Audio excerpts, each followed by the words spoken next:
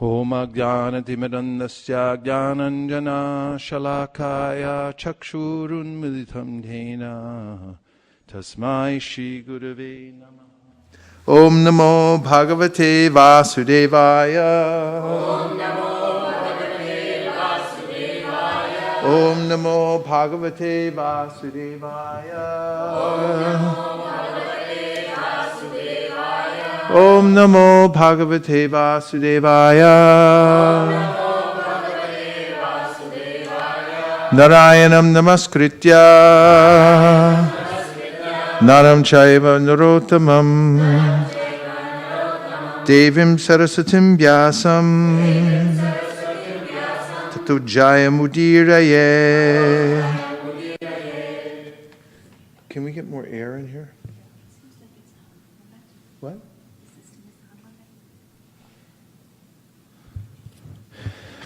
So tonight, let's look into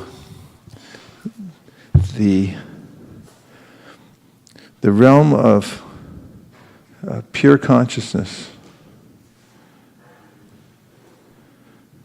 Because, as I mentioned in a class a couple of days ago,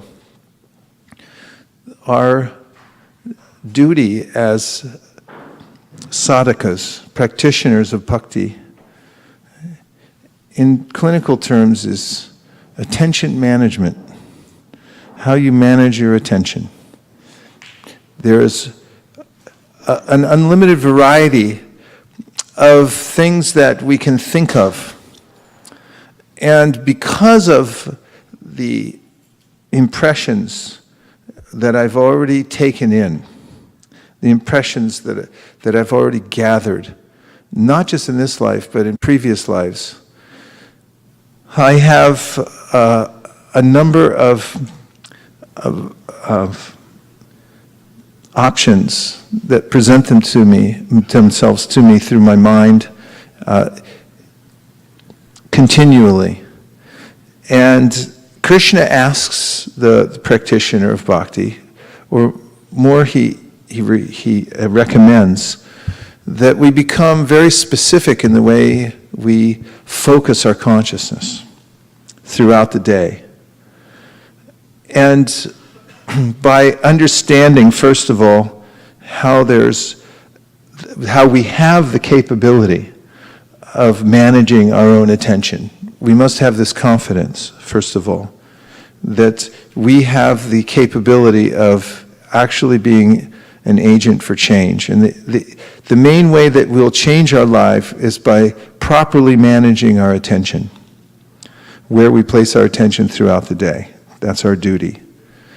And we can understand from Krishna's teachings in the 3rd chapter of the Bhagavad-gita that there is a hierarchy starting with the senses. The senses, as Prahlad Maharaj mentions in his prayers to Lord Nrsingadev, have a mind of their own, interestingly enough.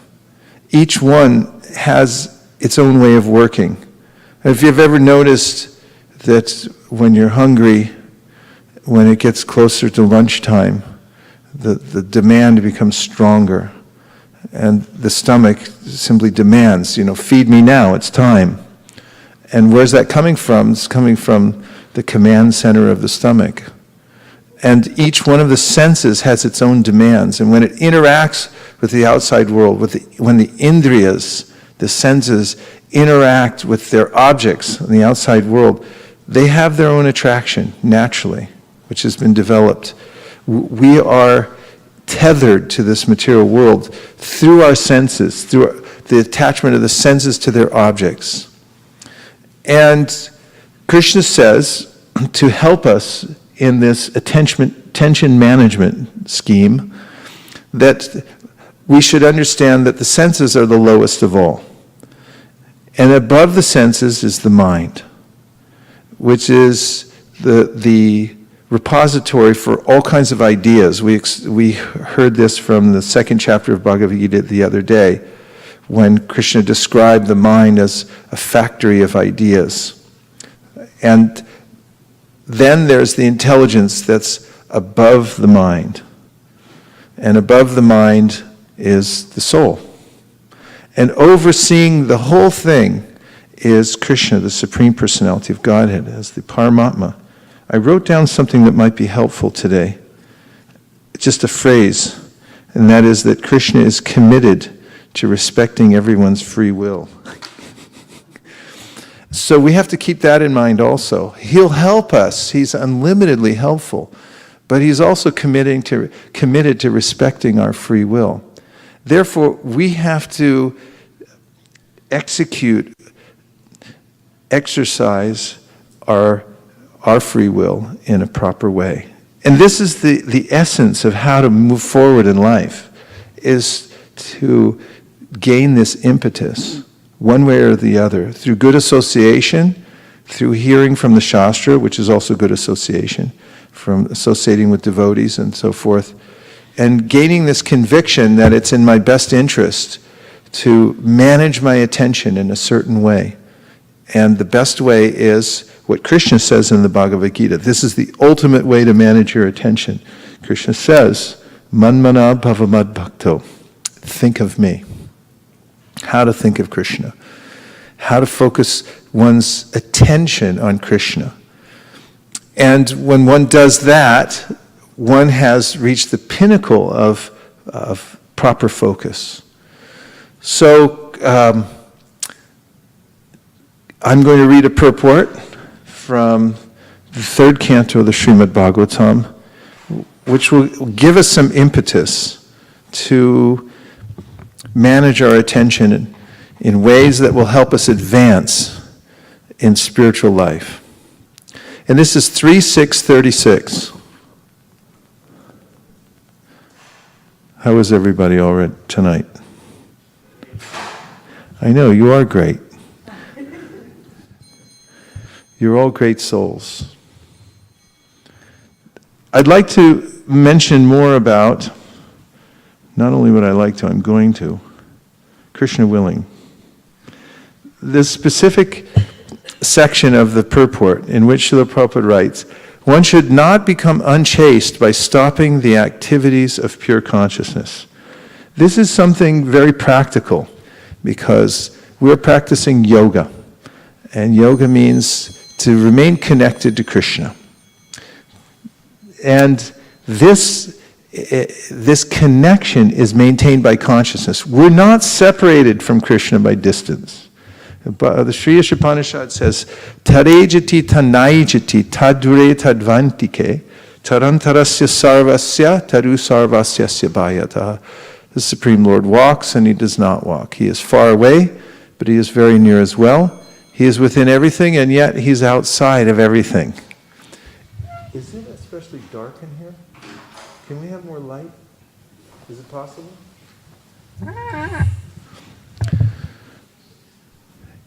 And what about this verse? It's that Krishna is the closest one to us. He is not far away, although it says he's far away, but he's separated from us by consciousness. And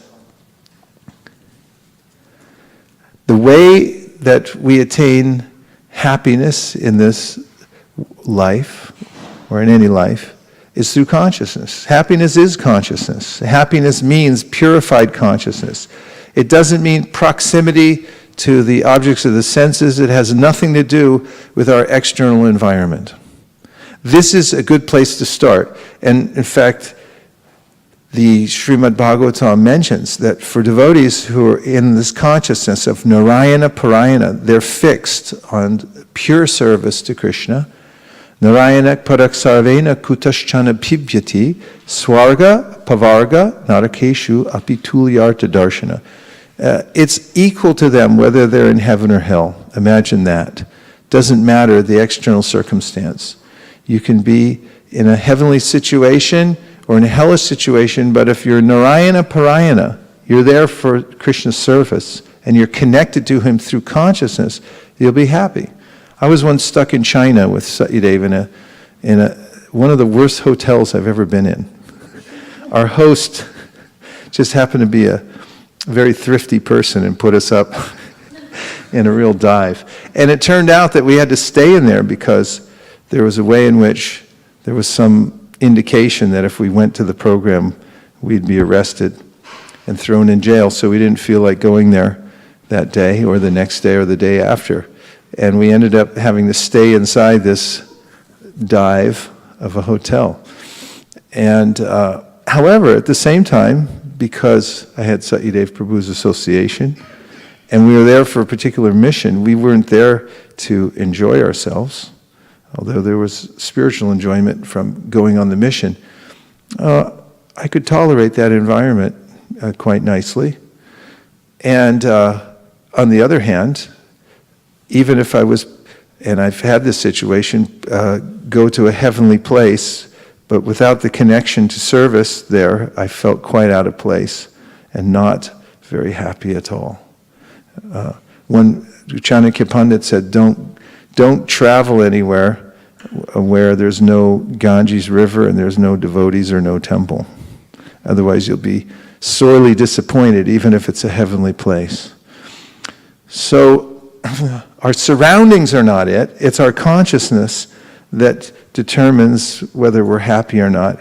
And our constitutional position of happiness is to have chaste consciousness. And therefore Prabhupada makes this profound statement. One should not become unchaste by stopping the activities of pure consciousness. That means we have some choice to continue it. That's our job. That's what we do as sadhakas, is we endeavor in all circumstances, in all environments, to keep the activities of pure consciousness going. So what is unchaste consciousness? There are various ways in which the Shastra tells us about certain mentalities that are unchaste. And one of them is very practical that Krishna mentions in the Bhagavad-gita, in which, if you'll give me a Bhagavad-gita, I'll read to you.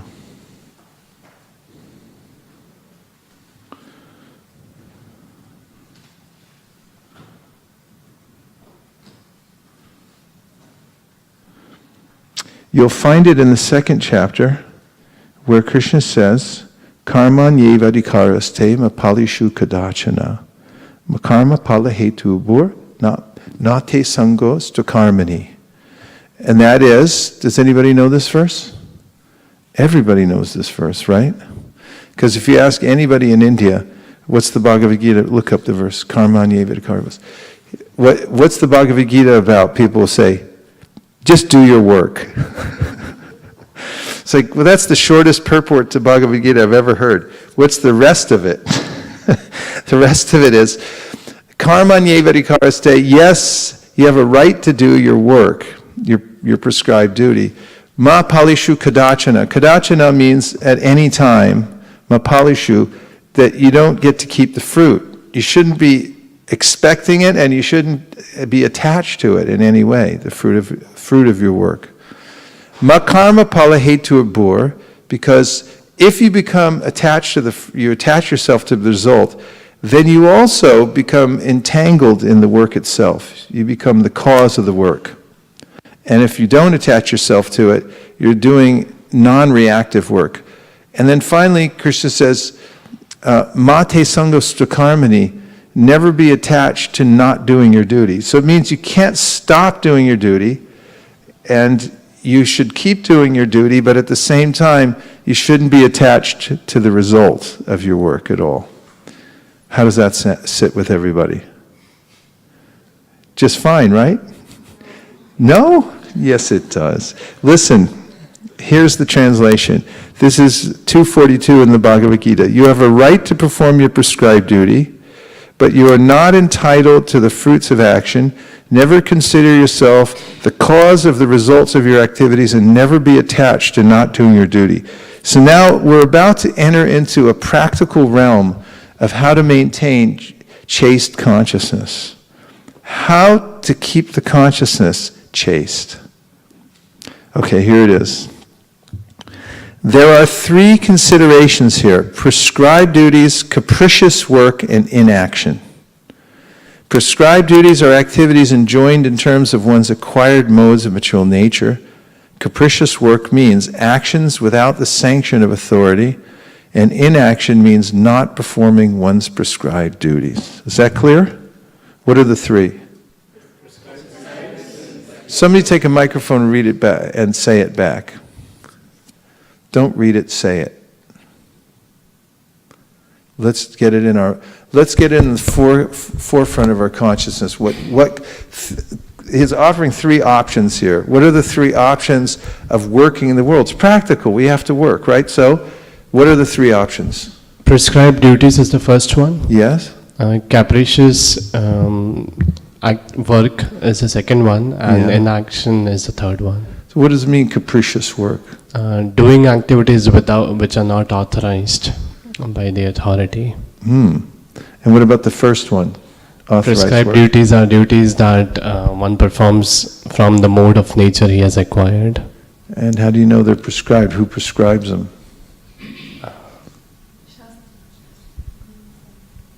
Authority. Who's your authority? Scriptures, sadhu sangha, sadhu, shastra, and guru. Okay, so you got to be lined up, right? Know what your prescribed duty is, and then what's the third option? Inaction. Not doing anything. That's kind of painful. Inaction. In fact, even when people are out of work, even if they hate their work, it's harder not being in some kind of job. You see people working, and you go, God, I wish I could at least rake some leaves or something. Anyway, I'll continue. The Lord advised that Arjuna not be inactive, but that he perform his prescribed duty without being attached to the result. So that's an option, and it's recommended by Krishna. He told Arjuna, who wanted to stop doing his duty, his prescribed duty was that he was supposed to fight the battle at Kurukshetra. I mean, it was all lined up that he should fight. He was the person who would lead the battle, in fact, and then he wanted to give it up. And Krishna says, well, first of all, you can't give it up. But then second of all, he said, do it, but don't be attached to the result. So that's a practical application of maintaining pure consciousness. It's practical, because you have to work. We find ourselves in a situation where we have to work. Yes or yes? Yeah, and you can't stop doing your work, because Krishna says in the 3rd chapter of the Gita, Karma Yoga, that you can't even maintain your physical body without work. So and we can't remain inactive. You're going to work somewhere. But he gives this other aspect of work, which is counterintuitive to what everybody else is thinking in the material world practically, and that is, don't be attached to the results of your work. That's something new. Okay, one who is attached to the result of his work is also the cause of the action. I'm going to say it again. One who is attached to the result of his work is also the cause of the action. Thus, he is the enjoyer or sufferer of the result of such actions. Any feedback on that?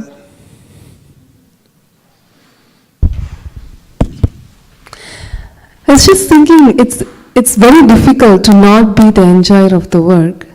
So that sentence seems to be, because we are always attached to the result of the work, so we become the cause.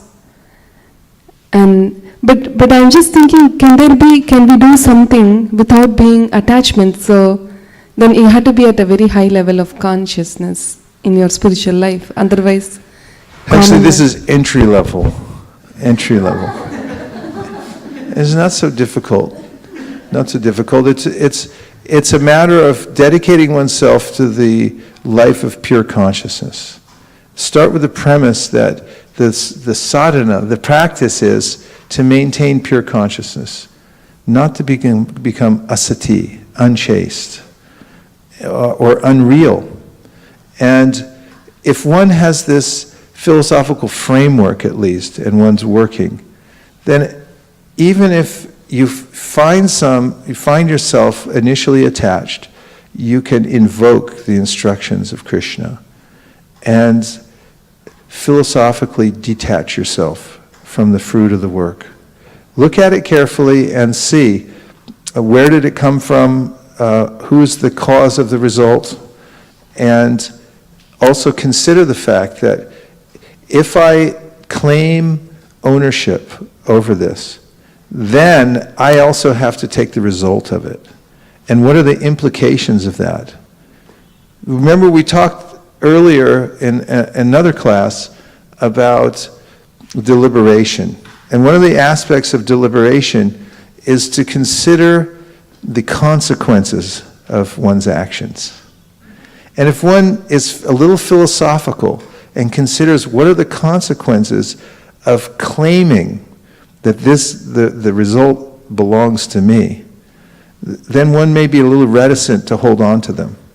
So in the beginning it may be a philosophical way in which one approaches one's work and carefully disentangles oneself from the result by considering each case and then stepping away from the result.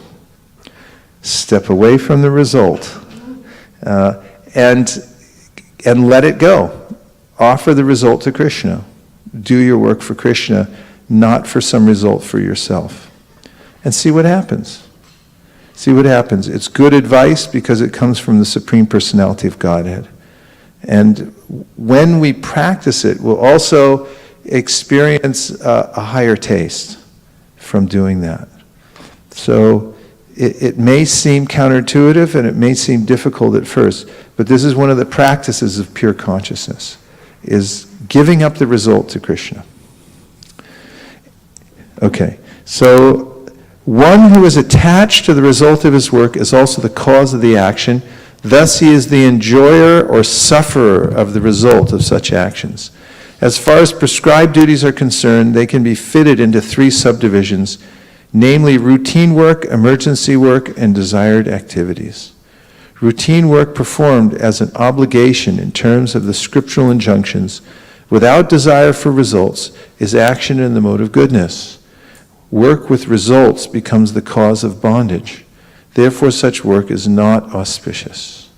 Everyone has his proprietary right in regard to prescribed duties, but should act without attachment to the result. Such disinterested obligatory duties doubtlessly lead one to the path of liberation. Arjuna was therefore advised by the Lord to fight as a matter of duty without attachment to the result. His non-participation in the battle is another side of attachment. Such attachment never leads one to the path of salvation. Any attachment, positive or negative, is cause for bondage. Inaction is sinful.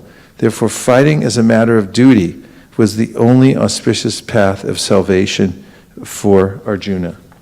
So, this is a practical application of Krishna's instructions in the Bhagavad-gita of how to maintain pure consciousness.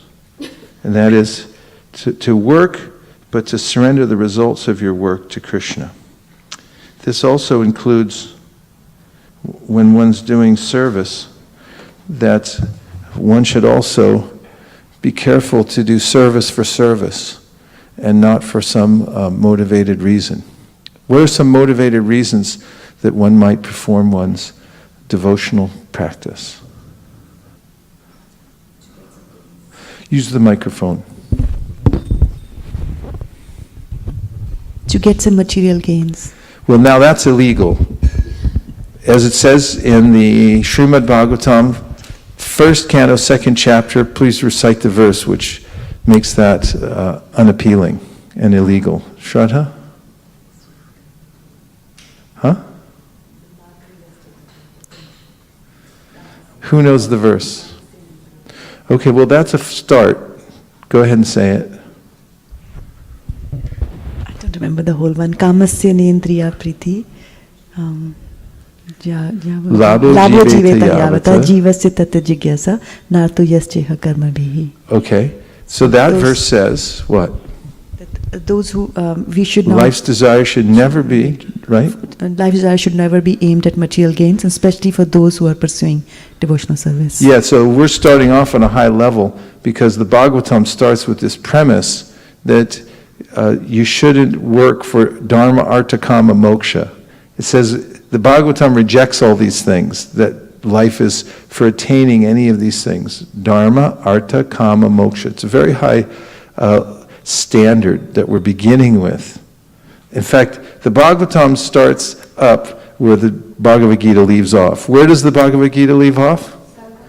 Sarva dharman parityaja mamekam sharanam braja aham tvam sarva papepyo mokshaishami masuchaha. Abandon your dharma and just surrender unto me. And then we go into the Bhagavatam, and Krishna and Sutta Goswami says, Dharma prochita kaitavo tra paramo nirmatsaranam satam. Says, any desire for dharma, artha, kama, moksha is cheating. It's a cheating process. And same thing in the Sri Chaitanya Charitamrita. The very beginning starts off with the process of devotional service as taught by Sri Chaitanya Mahaprabhu completely rejects this cheating idea that one can get oneself situated in the material world through religious practice. From that comes sense gratification, and then ultimately one wants liberation. But it's beyond even that. Service for service. And there are ways in which one may perform devotional service and then expect something in return. One might want some recognition for one's service, in fact. And if one does that, then the service isn't satisfying to the self. Where does it say that in the Srimad Bhagavatam? It says the opposite. If one does service for service, then oneself becomes satisfied. What does it say? Sarve punsa paro dharmo yato bhakti radhokshaje ahetuki apratihata ye atma suprasidati. Translation. For a person to get completely satisfied, that devotional service should be transcendental and unmotivated and unalloyed, I think. Uninterrupted. Right? Uninterrupted, Ahaituki apratiyata. Very good. So the ultimate advice, savai pumsam paro dharmo, the ultimate dharma for all human beings is to do service for service. Without any, you're not doing it for getting anything in return, and you don't stop it in between so you can do something else. And if you do that, then the soul is completely satisfied. That's something that one can look into, because everyone's looking for some satisfaction, and satisfaction, as we started, comes from consciousness. And the consciousness has to be pure, and therefore one must perform service for service, service to the Supreme Personality of Godhead without any motivation. We serve because that's our constitutional position, to serve. And if it remains uninterrupted, then the self becomes satisfied. But if I want something in return for it, I adulterate the consciousness of the activity. There's some motivation. I have an ulterior motive, and therefore it becomes tinged, and I won't feel satisfied. So this is, I think we're on to something here. Something that is not widely known, and that is that by uninterrupted, unmotivated service to the Supreme Personality of Godhead, one can completely satisfy the self. So again, one should not become unchaste by stopping the activities of pure consciousness. So one has to see, has to observe, what is my state of consciousness? What is my motivation for serving? And am I performing work and attaching myself to the result? If so, I'm adulterating my consciousness. I'm becoming unchaste to pure consciousness. If I'm doing some kind of service, but I have an ulterior motive for performing that service out of an idea, I have a condition that I want to be recognized for my service, for instance, then I won't get the result of the pure consciousness. So, we've heard about doing work without being attached to the result. We've also heard about how one should be observant of performing service without being attached to getting any fame or adoration from doing it. And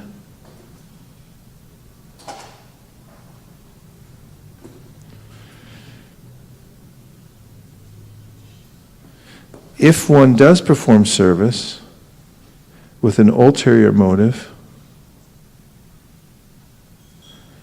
then the result won't be the same either. So Prabhupada points this out in the Sri Chaitanya Charitamrita in a rather profound way. He talks about how the mission of his spiritual master unfolded. And that is that Srila Bhaktisiddhanta Saraswati Thakur, who is teaching the tenets of Srimad Bhagavatam, that is pure service, service for service, established an organization. And at one point, he had sent a delegation to another country, to the UK, to spread Krishna consciousness. And the members of that delegation didn't get a result. In fact, Srila Bhaktisiddhanta invested a lot of the Gaudiya Math's money in that delegation, and they basically failed. They weren't able to make any results, any tangible results. So he called them back. And it was well known that Srila Bhaktisiddhanta Saraswati Thakur was not satisfied with what had taken place. So what was it that caused this failure? Well, Prabhupada writes about it in a purport in the Sri Chaitanya Charitamrita. And do I have the number of that? Let's try Adi Lila 12:12. That may be it. Danya Rashi Mape Jaiche Patna Sahite Paschate Patna Udhaya Samskara Karite. Paddy is mixed with straw at first, and one must fan it to separate the paddy from the straw. Prabhupada writes, this example given by Krishnadas Kaviraj Goswami is very appropriate. In the case of the Gaudiya Math members, one can apply a similar process. There are many disciples of Bhaktisiddhanta Saraswati Thakur, but to judge who is actually his disciple, to divide the useful from the useless, one must measure the activities of such disciples in executing the will of the spiritual master. Srila Bhaktisiddhanta Saraswati tried his best to spread the cult of Sri Chaitanya Mahaprabhu to countries outside India. When he was present, he patronized the disciples to go outside India to preach the cult of Sri Chaitanya Mahaprabhu, but they were unsuccessful because within their minds they were not actually serious about preaching his cult in foreign countries. They simply wanted to take credit for having gone to foreign lands and utilize this recognition in India by advertising themselves as repatriated preachers. So it's rather blunt, but so is the text itself, in which Kaviraj Goswami is pointing out that Advaita Acharya had 4 sons, 2 went one way and 2 went the other. There was an authorized way 2 sons went, and an unauthorized way the other 2 sons went. And there is a way in which one can deviate from pure consciousness by deliberately misinterpreting the instruction of the spiritual master and going one's own way. In fact, it's described how even after the spiritual master leaves, a disciple can develop the enjoying mentality of trying to take the assets of the spiritual master. And Prabhupada points out that this happened in the case of Srila Bhaktisiddhanta Saraswati Thakur, and he says that some people ended up with the properties, which are actually useless, and others ended up with the actual mission. And it depends on one's motivation within one's mind. If one's thinking that, I want something from this, I want some comfort, I want some property, I want some gain from the mission of the spiritual master, then one may end up with that. And it's compared in this verse to when you separate the chaff from the actual rice grains. The chaff is practically useless, although nowadays they sell it in health food stores as a means of roughage. California might be worth a little something. But generally we consider you separated it out, the grain is what's important, and the chaff is separated, and it's not important, it's useless. And one actually gets the real thing if one is not motivated and one thinks, how can I sincerely serve the mission of Sri Chaitanya Mahaprabhu and of my spiritual master? And Prabhupada mentioned when he was asked about succession in the Krishna consciousness movement, because that was a big issue, it always is. How will the Krishna consciousness movement go on? Who will represent you after you leave? I mean, that's a very difficult thing. I mean, one thing is that Srila Bhaktisiddhanta Saraswati Thakur set up a system before he left in which he said, I want a GBC. He called it a governing body commission. But right after he left, the devotees, instead of establishing a GBC, put forward their own acharyas, said this one will actually be the head of the organization, someone else said this one will be, and then they started a fight. And they fought amongst themselves instead of doing what the spiritual master asked. And so there was a great difficulty about that.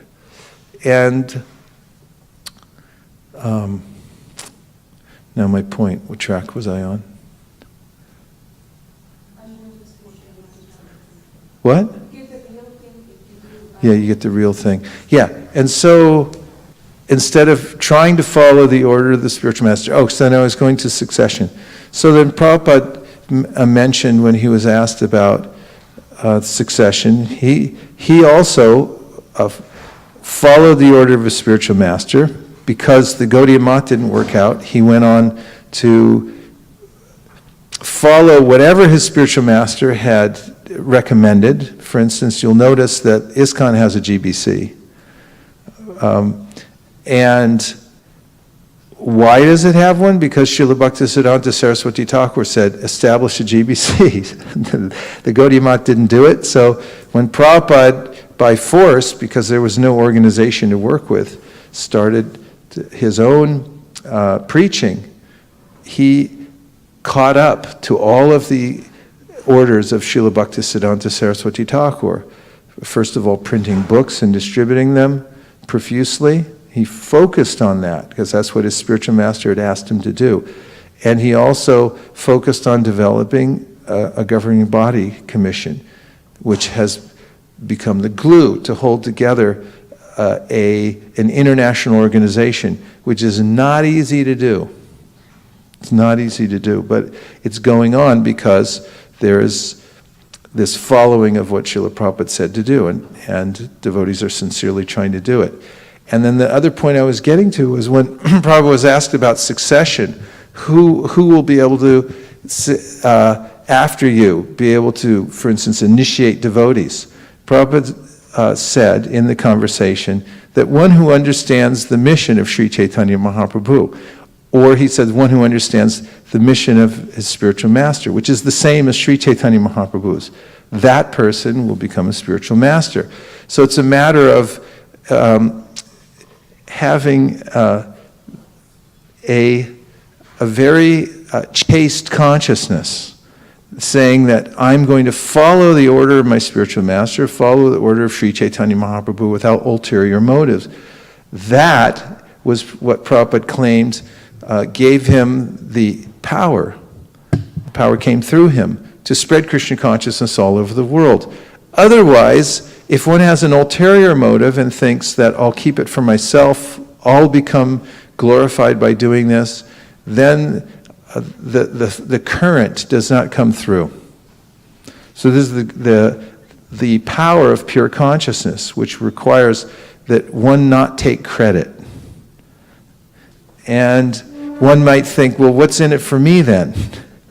Well, what's in it for us is unlimited happiness by surrendering to the will of the Supreme Personality of Godhead and becoming His surrendered servant. Within that, there is unlimited happiness in one's relationship with the Supreme Personality of Godhead. Otherwise, one is precluded from that deep relationship with the Supreme Lord, minus the surrender. So, maintaining that pure consciousness, no matter what one's service is the objective of the process of Krishna consciousness. To not give up that pure consciousness, not surrender it to and become unchaste in consciousness. Even if one is given the service of being a servant leader, one should also maintain pure consciousness. Example?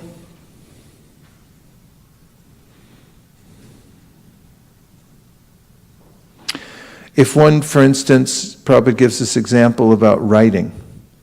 One may become an author. And one might think, now I'll become famous by becoming an author. And then Prabhupada writes, it is by the mercy of all these Vaishnavas and Gurus that I attempt to write. And now see, I'll start at the beginning of the letter. He says, regarding writing, I may quote from the Chaitanya Charitamrita Adi Leela 9th chapter, the blueprint of which I have just received from New York. He says, it is by the mercy of all these Vaishnavas and Gurus that I attempt to write about the pastimes and qualities of Lord Chaitanya Mahaprabhu. Whether I know or know not, it is for self-purification that I write this book. Who said that? Krishnadas Kaviraj Goswami. Prabhupada goes on to say, the purport is that for transcendental writing, one must be an authorized Vaishnava and should write to purify oneself, not for credit. It may or may not be published, but one who is actually sincere in writing, all his ambitions will be fulfilled. That's pretty nice. If one maintains pure consciousness, all of one's ambitions will be fulfilled. And if one gives up that pure consciousness, which we're being advised not to do, don't surrender the pure consciousness to these other taints, which are trying to attach oneself to the fruits of one's work, working for some ulterior motive, one's own purpose, then one's ambitions will not be fulfilled. You may be ambitious, but you won't get what you want. But if you surrender to Krishna and simply give yourself in pure service. And the example here has been given, say if you write something for Krishna, you write for self-purification. And if it's published, fine. And if it's not published, I wrote it, I got purified. And this can be applied in any of one's services. Whatever service one does, one may be on one's way to Switzerland, for example. With a duty to help spread the book distribution movement. And if one goes there with this feeling that I'm going as an instrument, somehow or other I'm in this situation and I'm going as an instrument and I'm going for my own self-purification and I'll do what I can and Krishna can work through me, I'll simply sincerely try to do my duty, then there's all success. There can be no anomaly with it when one maintains that pure state of consciousness. Even obstacles will become purifying. And if one goes out for book distribution, wherever one goes, I've found that the unassailable default position for promoting book distribution is self-purification. Nobody can argue with that. People can say so many other things about book distribution, but if you Hare Krishna. But if you start with that premise, and that is, why are we doing this? For self-purification. So, oh, okay, that sounds okay, and it is okay, and that's the basis for every service that we do. If we maintain that, that's pure consciousness. And we have to be observant to see, am I taking any other motive? Is any other motive entering within? These are called anartas, unwanted things, that actually disturb the frequency through which I can connect to Krishna out of loving service. I surrender the results. I surrender even the subtle advantage that I did this. I was the one who did it. No, you give all credit. And Prabhupada continually, in fact, Trivikram Maharaj tells one story about when he was Prabhupada's servant. And Prabhupada had been preaching one night, and he soundly defeated some scientist with logic. And then afterwards, when Trivikram Maharaj was giving Prabhupada a massage, he was imagining, because when he was in the Navy, he used to be a boxer, Trivikram Maharaj, and he was thinking of Prabhupada as a heavyweight fighter, and he was massaging him just like they do after a fight. And he was thinking, I got the champ right here, and he just knocked somebody out. And he was going on glorifying Prabhupada, that you're so expert and the way you defeated this person. And Prabhupada slapped his hand on the mat that he was sitting on. He said, no, it is the mercy of my Guru Maharaj. He passed up the credit. Wouldn't take it. Same thing happened when I went with a group of devotees to meet Prabhupada in 1973. Keshav Bharati Maharaj was there, and the temple president began to glorify him as doing very well on book distribution. And then Keshav Bharati Maharaj interrupted, and he started to glorify Prabhupada. And then Prabhupada interrupted him and said, no, it is all the mercy of my Guru Maharaj. And you'll notice this over and over again, that Prabhupada passes up the credit and he gives it to his Guru Maharaj. This is the culture of maintaining this pure consciousness and not taking it for oneself. So in writing, just as given an example, the Goswamis wrote for self-purification, and that's what they claimed, that they're the most fallen, and they're simply doing their duty, as Sri Chaitanya Mahaprabhu asked them. And also, one might find oneself in the position of a leader, a teacher. So Srila Prabhupada talks about this. And he says in a letter, my dear children, talking to his disciples, please accept my blessings. I am so much pleased with your kind, affectionate words on the occasion of my birthday anniversary on the Nandotsava day this year, 1972. My Guru Maharaj wanted me to spread this Krishna consciousness movement in Western world, and you are all helping me in this attempt. My spiritual master knew it, that alone I could not do this great work. Therefore, he has kindly sent you all to help me in this task. I accept you, therefore, as representatives of my Guru Maharaj, playing as my affectionate disciples. It is said that the child is the father of man. Kindly, therefore, continue your help in this great task and act as my young father and mother in my old age. I am your ever well-wisher. So, again, although Prabhupada had the unassailable position due to his spiritual stature and also his, he was at the age of being the grandfather, a grandfatherly figure, even from an ordinary point of view. But when his young disciples came, he didn't claim proprietorship over them. Rather, he claimed that they were representatives of his Guru Maharaj. And in that sense, he was saying, internally, he's accepting that actually, I'm your servant, the servant leader. In all circumstances, whether one's writing about Krishna, whether one's serving in a position of leadership, or whether one's doing some menial service. One should maintain the pure consciousness that connects one to Krishna. Hridayananda Maharaj was telling us a story about how when he had become a sannyasi and he had been in Prabhupada's room, because once one had come up to a certain level, one had more access to be with Prabhupada. And one evening, Prabhupada was very much appreciating his sincere preaching efforts. So Hridayananda Maharaj said when he went away, he was becoming, he was considering, oh, Prabhupada really likes my service and so forth. And he thought, I'll go back tomorrow and get a little bit more encouragement. And he went back with a slightly different mentality than he had the first time.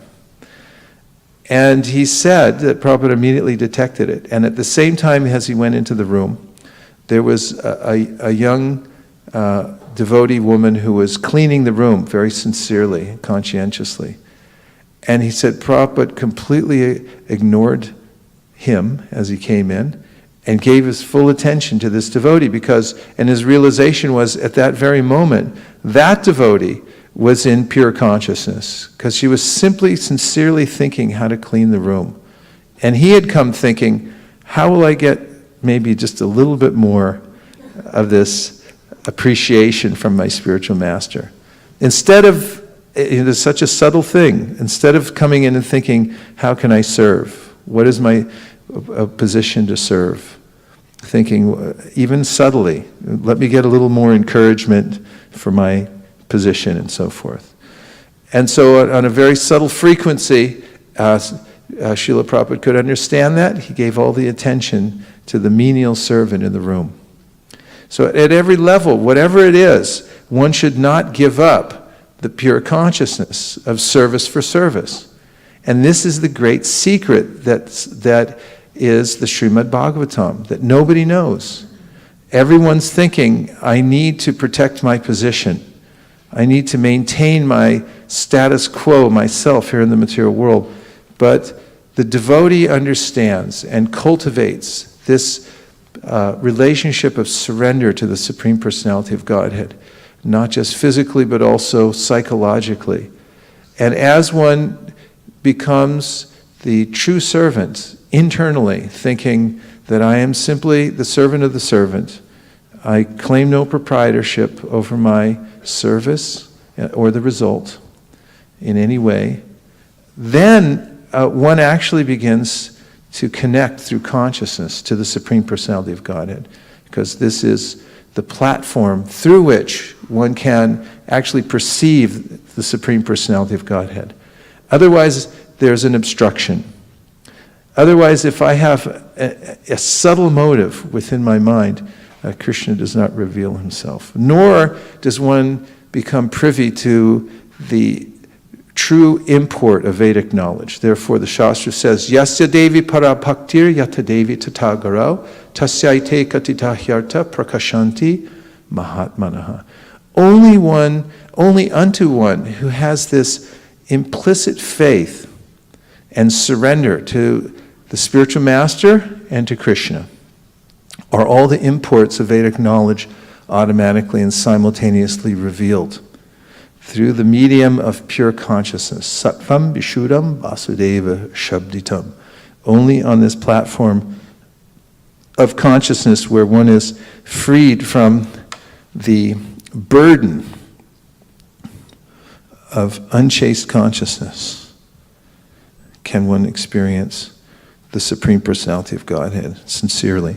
So I'm going to read again in the purport this area that I'm specifically focusing on tonight. One should not become unchaste by stopping the activities of pure consciousness. Such an important statement because so many of the forces from our own senses and mind request us to give up the activities of pure consciousness. We may even get association in the world which requests us to give up the activities of pure consciousness. But here we can make our stand. In all circumstances, wherever I go and whomever I meet, I should not become unchaste by stopping the activities of pure consciousness. This is your prerogative, the prerogative of every soul in this world, and especially those who have entered into the authorized process of devotional service, is to at all costs maintain pure consciousness and not give it up for any reason. This means chaste consciousness. Don't surrender it for any reason or for any other person. We are only attached to the order of the Supreme Personality of Godhead. Srila Prabhupada continues, if the activities of pure consciousness are stopped, certainly the conscious living force will be otherwise engaged, because unless engaged in the consciousness, the consciousness has no standing. And therefore we have this motto, and that is, keep the transcendental vibration going. That's one of the other great secrets of life, because it may seem that one comes up short in many circumstances in this life because of the multiple distractions that one has to face, the bidimensional universe that we live in. How is it bidimensional? We have a physical body, but we are metaphysical entities. We're beyond matter. But somehow or other, we've become implicated in the material world. And there's a balance that goes on between maintaining our physical existence and going on with our devotional service. And therefore, there are times at which one may experience some worldliness because one hasn't come to the full point of Krishna consciousness. One hasn't reached complete maturity. There are ways in which one becomes overwhelmed by worldliness. But Krishna says, don't despair and don't give up. Api chet sudaracharo bhajate mam ananyabhak sadureva samantavya samyag vyavasito hisaha. Krishna says it himself, that even if someone succumbs to worldliness while they're on the path of pure consciousness, they should not be disparaged by anybody. And one should also not disparage oneself to the point that one becomes pathologically depressed. One should go on with the process of devotional service and cultivation of pure consciousness. Pick oneself up and keep going forward. Reclaim one's right to maintain pure, chaste consciousness. Claim your right to maintain pure consciousness. Nobody can tell you otherwise. In fact, in the Nectar Devotion, Srila Rupa Goswami quotes a verse, one of my favorite all-time verses, in which he says that it's the prerogative of anyone who wants to take a bath in the Triveni during the month of Magh to do so. Nobody can stop you. If you want to go down there in the fog and the rain and the cold and take your dip in the Triveni during the month of Magh, you have the perfect right to do so, and nobody can tell you not to. Nobody can stop you. So similarly, anyone who wants to can claim their right to maintain pure consciousness throughout this lifetime and to struggle for it in all circumstances, whatever circumstance one's in. And also, we should consider the fact that nobody comes into this world free from implication. Well, practically nobody. And therefore, one should also consider the fact that by the slight touch of pure consciousness, or even the consideration that I will maintain pure consciousness throughout this lifetime, Krishna is so unlimitedly grateful to somebody who takes that path that even a second invested in that endeavor is never lost. Krishna says, Neha bikramanashosti pratyavayona vidyate swalpamapya siddharmasya trayate mahato bhayat. even a tiny trace of endeavor for this pure consciousness in this lifetime, Krishna said, it's so valuable that that is never lost. That goes to one's eternal credit. What to speak of? And now Prabhupada mentions in the context of following the order of one's spiritual master, which is the equivalent to connecting to this pure consciousness. It's the rope that pulls one through all the whirlpools of material life, to hold on to that instruction that's coming through the disciplic succession through one's spiritual master. He says that even if you can't do it at the present time, if you consider, how can I do, how can I do, how can I do, and you keep praying and begging like that. Because think of Prabhupada's situation. He was against all odds. His spiritual master gave him an impossible instruction. In fact, to execute that instruction, Prabhupada went to Shantipur, to Advaitacharya's house, and he went there and begged. And he said, my spiritual master has given me an impossible instruction. I mean, think about it. Now it seems like, yeah, of course he spread Krishna consciousness all over the world. But think about the circumstances. He had no money. He was 70 years old. And his spiritual master said, spread Krishna consciousness in the West. And he had no facility. How are you supposed to do that? You have to say, how can I do? How can I do? How can I do? And that's what Prabhupada did. He connected to pure consciousness. Pure sincerity. And he went to Shantipur, the place where Advaita Acharya had called Sri Chaitanya Mahaprabhu to this world. I mean, how do you do that? How do you get the Supreme Lord to descend into the world? Unless you have a pure desire for him to appear. Most people don't want him to appear, because it'll interrupt their sense gratification. Most religious processes are superficial, because if God actually appears and said, I need a little service, not right now. Because, I got a car payment, and I got this thing, soccer match with my daughter, and all this kind of stuff. But Prabhupada, in pure consciousness, went and prayed at the place where Advaita Acharya had done the same thing and propitiated Lord Chaitanya Mahaprabhu with a sincere desire for him to hear pure consciousness.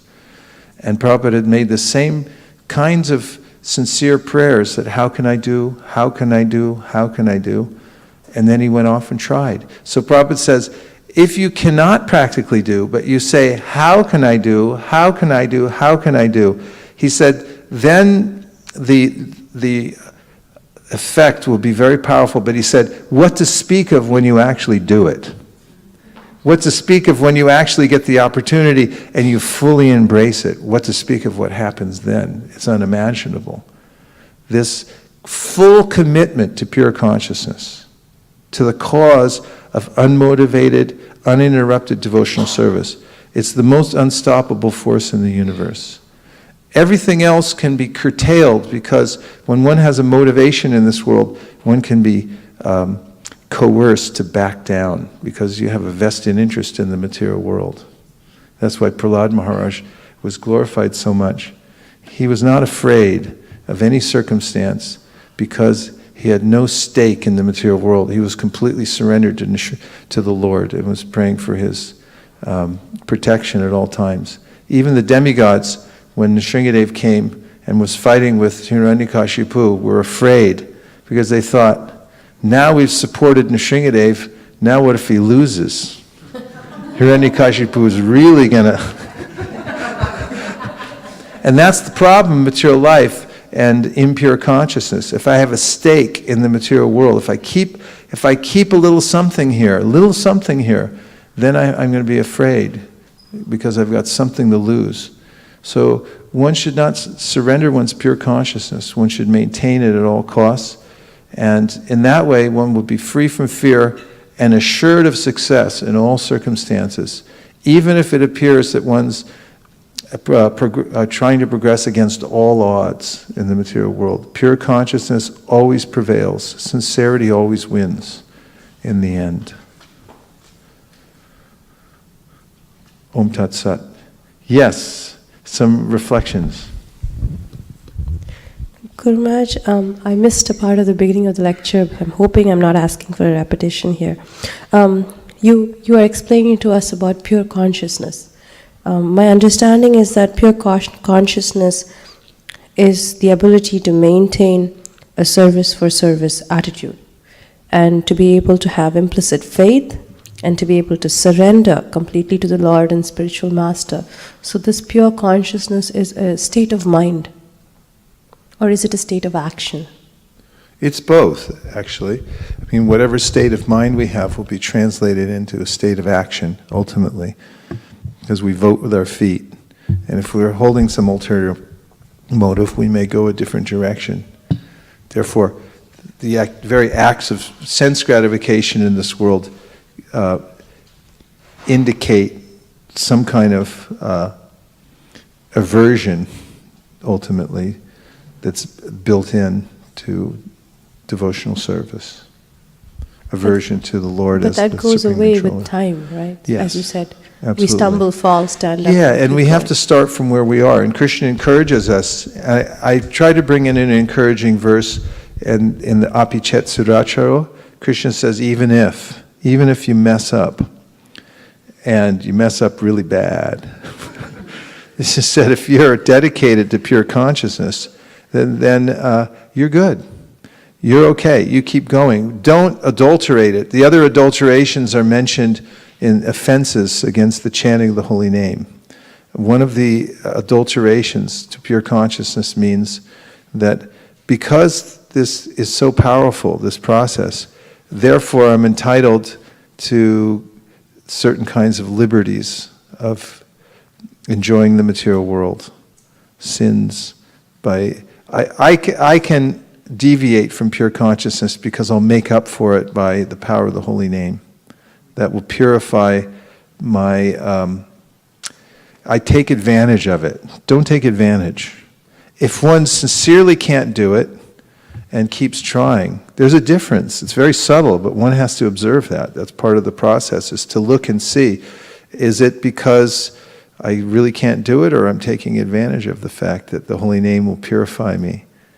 And if one detects that entitlement mentality, one has to try to distance oneself from that as much as possible by regaining one's stature as a pure servant. Jiv Krishna Das e Bishwas Korleto Arduko Nai.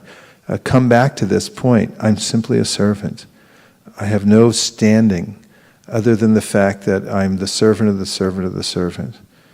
This is a safe position. Samasritaye parapalava plavam mahat param punya yasho mararehe bhavam burir vatsa padam param padam padam padam yadvi padam natesham. In this dangerous world where you're bound to make a misstep because the material world it's built in here, simply take shelter of Krishna's lotus feet in all circumstances, and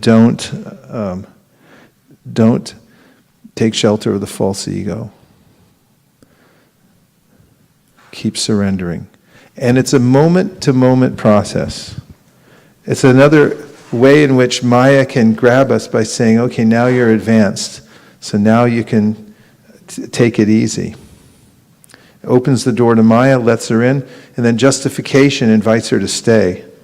You open the door, come on in, and then I can justify it. That's another thing, justification. And I keep saying, well, I need this because, people mistreated me. It's not me, it's the GBC. It's not me, it's like, it's somebody else. But in any self-help, any self-respecting self-help program, you have to start by taking full responsibility and say, it's me, and I messed up, and I live to be corrected, and I'm going to take a sincere, honest position. And as soon as one does, Chernadapi suni chena toror iva suhishnuna amanina manadena kirtaniya sadhari, comes and takes shelter of this position over and over again, then I'm simply a straw in the street. I'm insignificant. Then, actually, paradoxically, one has some stature. And the moment I claim something through entitlement, the minute in that very instant, one loses one's spiritual stature. Just like that. So from moment to moment, Kaviraj Goswami says, wear this around your neck. Because it's so easy to lose it again and think, now I'm entitled, right? It's like, oops, you just lost it. Come back to the surrender continually. Somebody else? Yes. Maharaj, you were mentioning that Prabhupada was thinking, how can I? And then he went to Advaita Prabhu's place to pray for Chaitanya Mahaprabhu to come descend on this earth. And whenever I hit that point, like there was a time that I could tell my chanting is not good. So I consulted with my sister and I was like, my chanting is not good at all. I'm just doing it because I have to finish my rounds. I took a vow.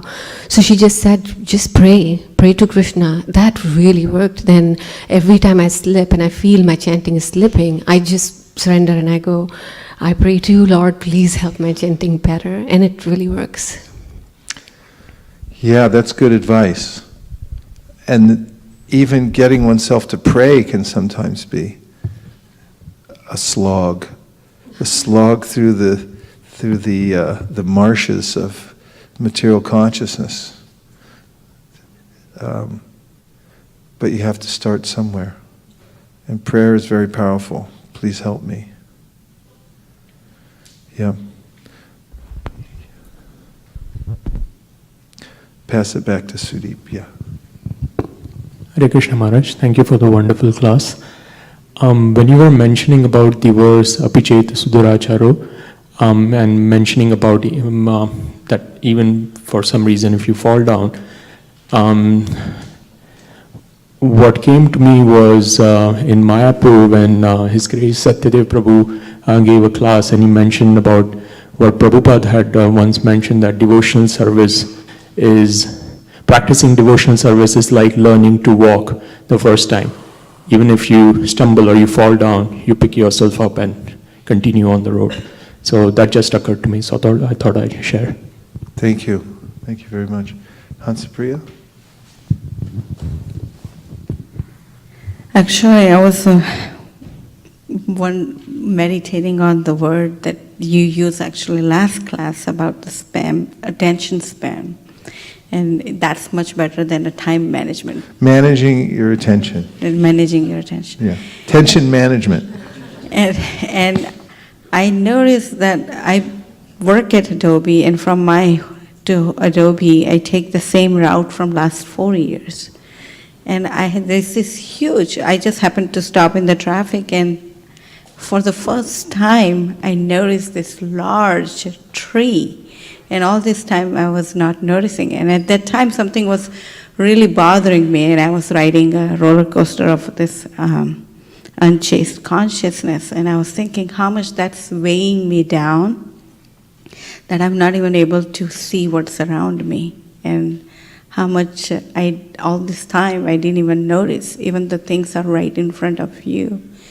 So I was just thinking, where do I want to put my attention to? So things that weighs me down, or things which is here and just observe it and find which is right for me to even notice or acknowledge it, or find helps me to move forward and not drag me down. So nice point. And how does one maintain that strength to do that? Because it's one thing to talk about it, but another thing to actually maintain any discipline in this world.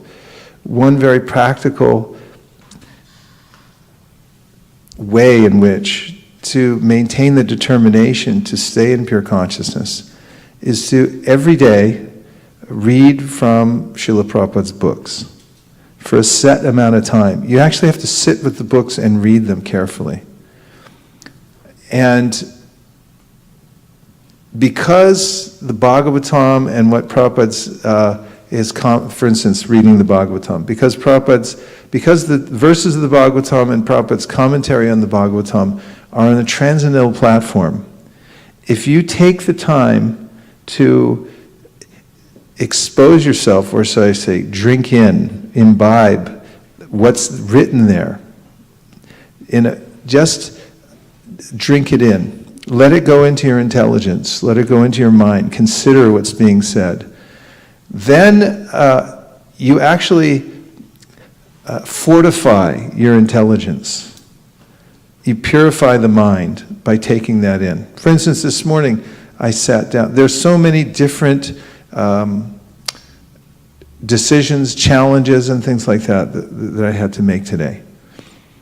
And how would I do that without anxiety? How would I do it without surrendering to the depths of despair in the material world, which are always there knocking at one's door?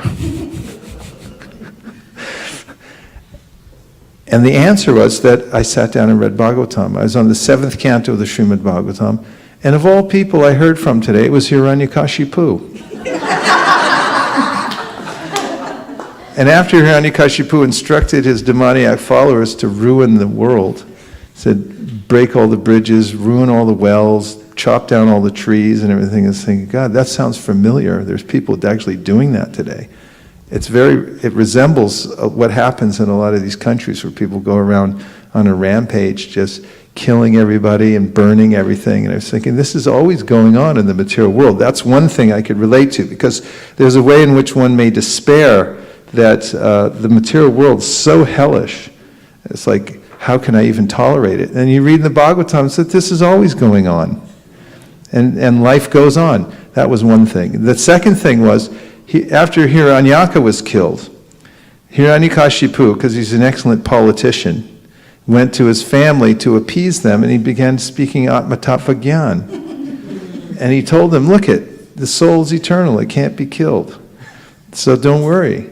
And he said, this is a temporary situation we've come into, just like when you go into a place to drink cold water or in a restaurant, you meet a few people, you make friends for a few minutes, and you leave. That's what our family is. It's not a big deal. And then he told the story of Suyagya, who was a great king, and he died on the battlefield, and his wives were so attached to him that they were holding on to his body even past the time when he should be cremated. So Yamaraj made a special exception to set an example, and he came as a little boy, and he said, what are you all doing here? Why are you crying? And he said, our husband, the king, is dead. And he said, no, he's same eyes, same hands, everything is still there. How you say he's gone? They said, you don't understand. He said, no, you don't understand. You never saw him before. And when you start hearing these things, it makes sense. When people die and you take the body through the streets and everyone sings Ram Nam Satya Hai, everyone's sober for a few days and goes, oh, I get it. Actually, this is true. It's in the Bhagavad-gita. It's true. It's in the Bhagavatam. Better be preemptive. Better to read it every day. Better to stay in pure consciousness by reading the Bhagavatam every day. Therefore it says, Nityam Bhagavata Sevaya. You have to do this. You have to worship this sound vibration all the time. And if you don't do it all the time, because you're too busy, at least do it every day. And there's a science to it. If you chant Hare Krishna with attention, and you read the Bhagavatam with attention, your intelligence becomes fortified, and you can actually get through one more day. And that's all that's being asked. Just one more day. Compartmentalize, say, if I get through this one day in Krishna consciousness, that's a great victory. Ayur varati vaipum sam. The sun's going over. For all those who aren't hearing chanting, sun's going over. Ha ha ha, I'm taking away your life. But for those who are engaged in hearing and chanting, it's going to say, okay, you keep doing what you're doing. You're okay.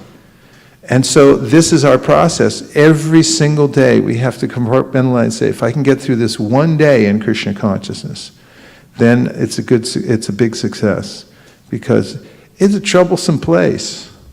It's a troublesome place, the material world. It just doesn't jive with our nature. It's not natural. Don't manage your expectations. Don't think that you're going to find some harmony here in Silicon Valley. It's not set up for that. Nowhere in the material world. Abrahma bhuvana loka puna avartino arjuna. Mamupeta tu konteya punarjanmana vidyate.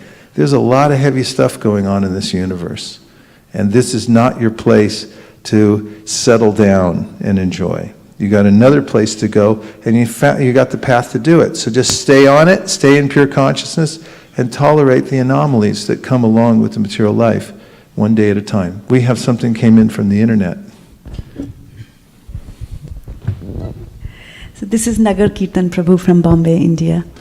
Nagar Kirtan, you're kidding me. Yeah, Our Nagar Kirtan? Yes, our Nagar Kirtan. He was actually Wow. asking since morning, like, how do I, Is he online right now? He's on Facebook, Facebook, Okay. and he's sending texts like All right. through that. Yeah. Everyone give a big Haribol to Nagar Kirtan.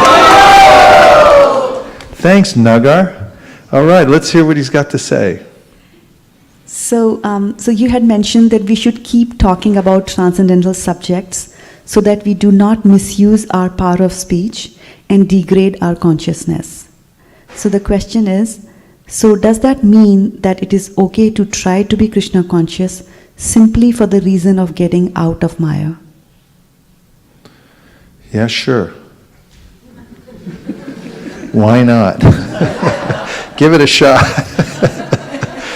Yes, we should be aware of the fact that we're in a precarious situation and that it matters how we interact with the material energy and that we can be easily tripped up. And one of the ways in which we stay in this pure consciousness is by minding our speech. That's why Krishna mentions in the 17th chapter of the Bhagavad-gita that one should practice austerities of speech.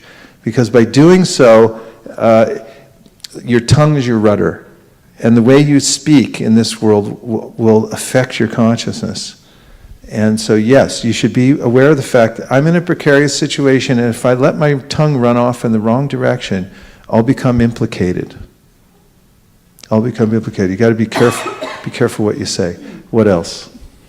And then, Maharaj, on the you had mentioned never surrender your pure consciousness. So I was thinking about that Dhautatma Purusha Krishna verse where it says that by doing pure devotional service, when your consciousness gets purified, then the person doesn't want to leave Krishna because he feels very much satisfied there. Just as a person who returns home after a troublesome That's journey. right. Yeah. Yes. We should come to cherish being in pure consciousness. And we should feel reticent about mixing with the material world. That's why there's so many instructions in the Shastra about don't mix with worldly people. Why? Because they blab all the time about stuff that is discordant to one's consciousness. Unless you're doing service there, it becomes a disturbance to the consciousness. So it says, Jana Sangash Jalalyam Cha. Don't mix with worldly minded people because they talk about stuff that's disturbing to the consciousness. And even in the association in the society of devotees, you may try to search out those devotees who are very much dedicated to careful speech, talking Krishna Katha and so forth, and are careful about what they say. Because you can mix with varieties of devotees at different levels, and you can sit and talk prajalpa with devotees. That's possible. What's the latest scandal? There's several to pick from right now. And you can get into that kind of consciousness, or you can take the advice of the Srimad Bhagavatam and try to enter into pure Krishna Katha. Not that there's no scope for talking about anything in the world, and that can't also be Krishna conscious. But one has to, again, be careful to maintain that realm of pure consciousness. And if you see about speech, how it's affecting you, and hearing other people's speech, then you have to be careful. Okay, two more. We have Radhakripa, and then we have SKP.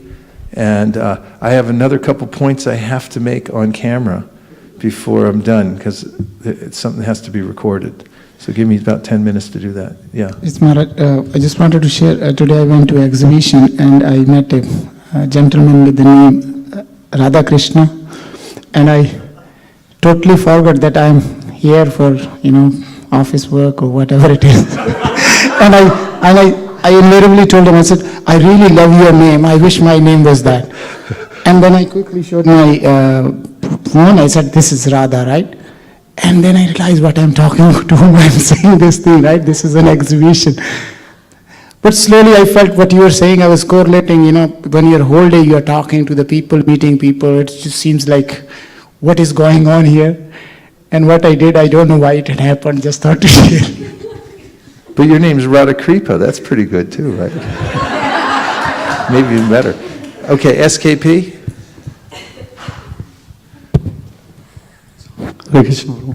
The self-purification you mentioned yesterday or last class and this class also, Prabhu, that when we went out on book distribution, that purification we can see. I think 2 weeks before myself and Malini Mataji and few devotees went out, and we knocked many doors for Chaitanya Charitamrita. They didn't open. As soon as we knock one door, and his Damodar Prabhu friend. So he asked him to come in. Oh, I'm Deepak's friend. I said, okay, Chaitanya Charitamrita done. I was thinking in my mind like that, but he is very intellectual. He is asking questions and, all many arguments with us. And finally, it's thought, as soon as we are in comfortable position that, I'm thinking the set is done, but it's not the case. Then finally he said, because of all devotees sense, or he finally accepted Prabhu, and he said, on one condition I'll accept, that every week one of your guys should call me and ask me how many pages you read. Then I'll take it. So then we are doing it. We are sending him a text message. Why I told this, because we should not never think that as soon as we think the book is done, it never happens. Yeah, and that's one of the advantages of going out into the world and trying to teach Krishna consciousness to others. As Srila Bhaktisiddhanta Saraswati Thakur said, that the Chid Sharira, the spiritual body, is nourished by Chid Rakta, which is spiritual blood. And you get this spiritual blood by going out to teach Krishna consciousness to others and being misunderstood, neglected, and opposed. And because of that, your spiritual blood thickens in your body, your spiritual body grows. So I have a couple points to make, because I got a message today that there's a special day coming up to celebrate the BBT. And in the, I better make this good, because Ramananda, you're filming this? I'm going to open your book. He has to take this to Switzerland, so this is for SKP. Do you mind if I open it? It's too late now, it's half open.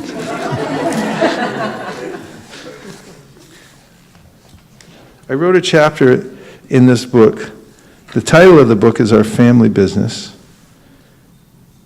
And in this chapter, in the book, there's a chapter called Our Family Business.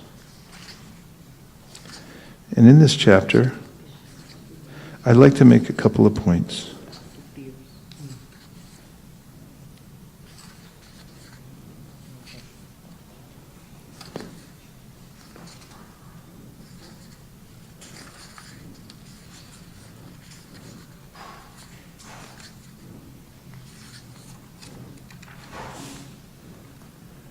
Hare Krishna, Krishna Krishna, Hare Hare, Hare Rama,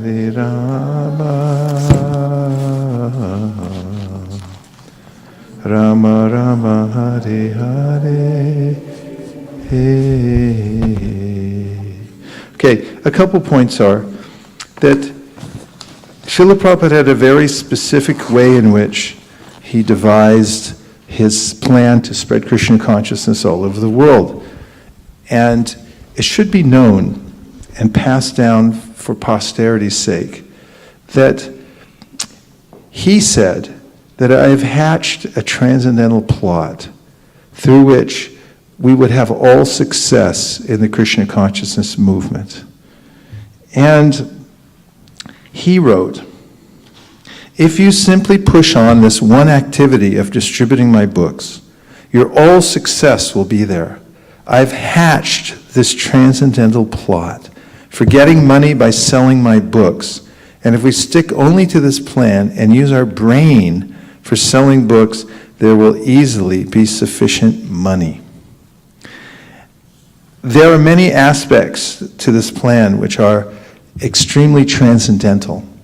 First of all, there's a way in which that while one's selling transcendental books, one thinks of Krishna, and Prabhupada mentioned this many times. One's also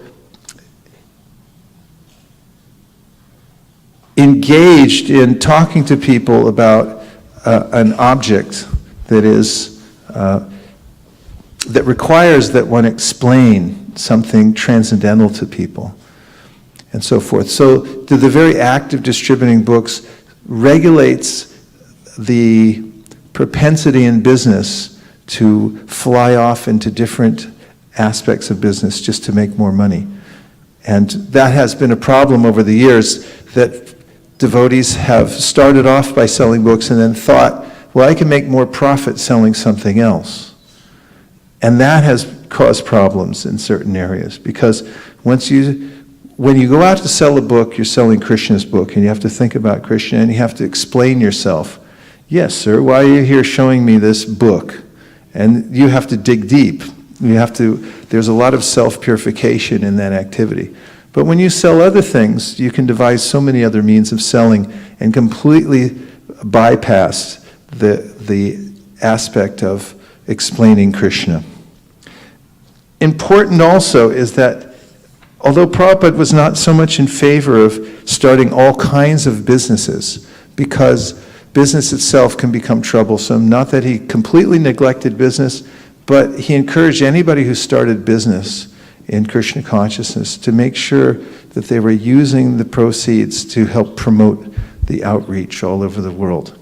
But when it comes to the BBT, Prabhupada was very specific in forming the Bhaktivedanta Book Trust as an entity that would assist ISKCON in spreading Krishna consciousness all over the world, and that would be a viable enterprise. That means that the money that would come in from the book sales would be sufficient to keep the business going. And therefore, at certain intervals, when devotees got inventive and they wanted to print books outside the BBT, Prabhupada specifically wrote to them and said, don't do that. Centralize this and keep the Bhaktivedanta Book Trust a viable enterprise, and don't cannibalize it by trying to print books for a cheaper price somewhere else and then selling them outside the BBT. This was his direct instruction. He emphasized that, and he also had a formula which was specifically that when a book was sold, that 50% of the proceeds would go to print more books, and the other 50% would go to build temples. This was his transcendental plot, and it worked marvelously. Mayapur, Vrindavan, Bombay, and dozens of other projects, temples, and similar projects, outreach projects like the Bhaktivedanta Institute, Radha Damodar bus program, and so forth, which are the genesis of the worldwide outreach that started in the 1970s, all came primarily from monies realized through distribution of books. The sale of books, which was then divided 50% for printing books and 50% for starting temples.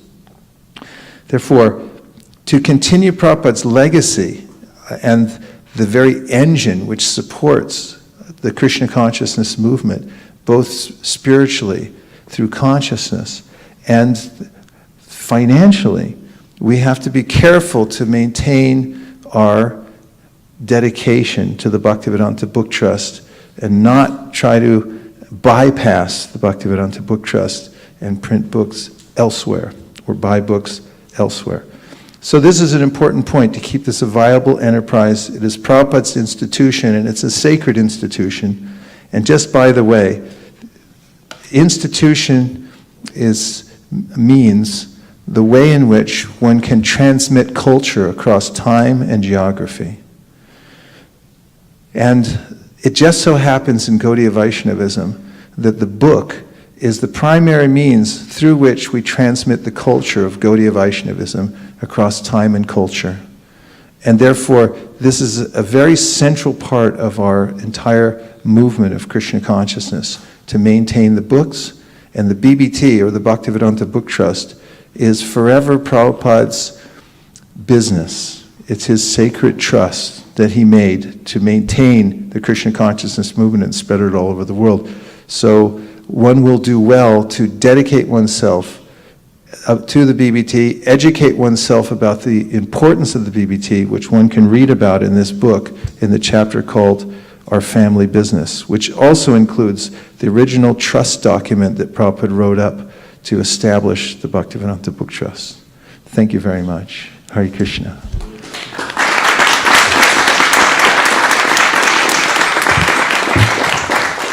And now we have the opportunity, and nobody can stop us, to stand up and dance before the deity. One of the devotional items mentioned in the Nectar of Devotion by Rupa Goswami, just simply by singing before the deity, and if one claps one's hand before the deity, then all the birds of sinful activity simply fly away. So we'll put all the asanas away, and we'll roll up the rugs, and we'll make space for dancing and singing. Thank you very much to everybody who joined us online tonight. It was such a wonderful experience having us all together in one place. Gope Manande Marman, Natari Marman, Natari Marman, Natari Marman, hey, Natari Marman, Natari Marman, Natari Marman, Natari Marman.